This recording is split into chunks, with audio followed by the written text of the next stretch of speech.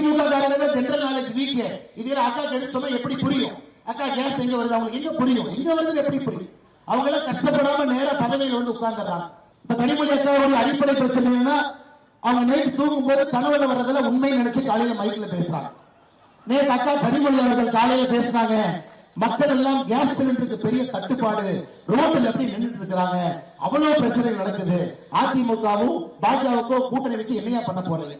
சரி, இன்னைக்கு நான் அக்கா கனிமொழி அவங்ககிட்ட கேட்கிறேன், இந்தியாவில் உற்பத்தி செய்ய முடியாத ஒரு பொருள் கேஸ் நம்ம கிட்ட இல்லைங்க. அது வளைகுடா நாட்டில் இருக்குது, நம்ம போய் இதை வாங்கிட்டு வரோம். அவங்ககிட்ட இல்லாத பொருள் வெளியிட்டு வாங்குறோம்.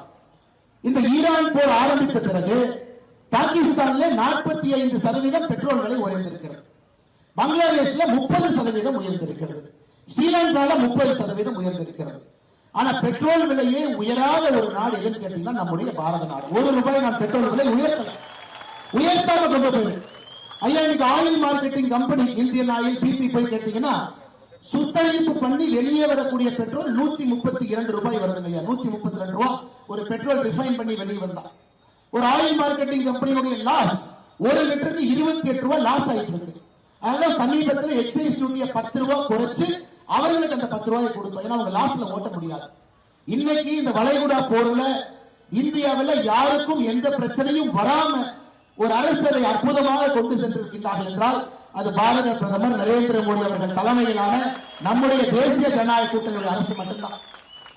திமுக காரங்க ஜெனரல் நாலேஜ் வீக். இதுல அக்கா எடுத்து சொன்னா எப்படி புரியும்? அக்கா கேஸ் எங்க வருது அவங்களுக்கு எங்க புரியும்? எங்க வருதுன்னு எப்படி புரியும்? அவங்க எல்லாம் கஷ்டப்படாம நேர பதவியில் வந்து உட்கார்ந்துறாங்க.